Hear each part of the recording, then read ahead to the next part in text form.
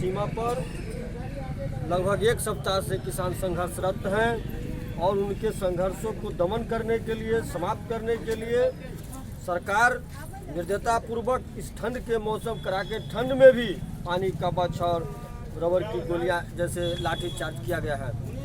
जैसा कि हम लोग जानते हैं कि हमारे देश में जो खाद्य सुरक्षा कानून जो 1955 में बना था, ये जो केंद्र की सरकार है वह खाद्य सुरक्षा कानून को पूर्णतः खत्म कर दी है, जिसके वजह से हमारे यहाँ जो खाद्य सामग्री है, तिलहन है, दलहन है, आलू हो, प्याज हो, ये सब बिल्कुल सरकारी नियंत्रण से बाहर हो जाएंगे और पूर्णतः इस देश के जो कंपनी है, जो कारपोरेट घराना है, उनके हाथों में चला जाएगा।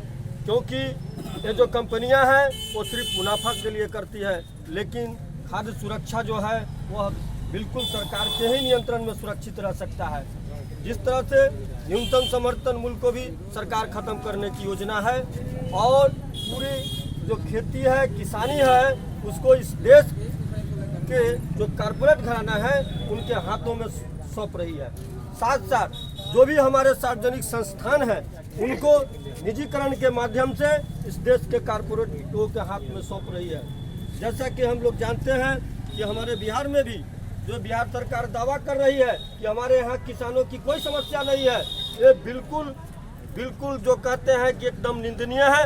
यह सरकार आज हमारे किसान को जो मक्का के फसल का जिन्होंने उत्पादन किया वो 800 रुपये 900 रुपये बेचने के लिए मजबूर हुआ, जबकि दूसरे राज्यों में उसकी कीमत 1800 रुपये थी।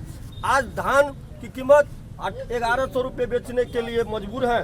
हमारे यहाँ से जो सरकारी खरीद होना चाहिए उनका कोई व्यवस्था नहीं है, कोई सिस्टम नहीं है। ये प्राइवेट व्यापारी है, ये सोनपुर मंडल का जो रेलवे का है उनका कहना है कि 5 दिनों में रेलवे को 1 करोड़ 50 लाख की आमदनी हुई है। यहाँ से धान आंध्रा गया है, वहाँ पैकेजिंग करके विदेश भेजा जाता है। और जबकि सरकार की जो नीति है, जो वो आगे भी जो FCI खरीद करती थी, नाफेड खरीदती थी, उनको बंद करना माने कर रही है। इससे पहले ही भाजपा सरकार के ही शांता कुमार आयोग का रिपोर्ट है, उन्होंने कहा है कि हम राशन में अनाज को बंद कर देना चाहिए, न्यूनतम समर्थन मूल्य को बंद कर देना चाहिए, वहाँ उनके रिपोर्ट में है। इसलिए इस देश के जो वास्तविक किसान हैं उन संशय में है, क्योंकि उनका जीवन जीविका भारत जैसे देश में जो है वह मूल आधार है। और लोग आज इस कोरोना काल में संकट से घिरे हैं और इस कृषि नीति से पूर्ण जो अर्थव्यवस्था, जो ग्रामीण अर्थव्यवस्था है, किसानों की अर्थव्यवस्था खत्म हो जाएगी।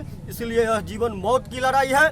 हमारा संगठन ऑल इंडिया किसान खेत मजदूर संगठन आज पूरे देश भर में जो दिल्ली में संघर्षरत किसान है उनके समर्थन में प्रतिवाद का आयोजन किया है।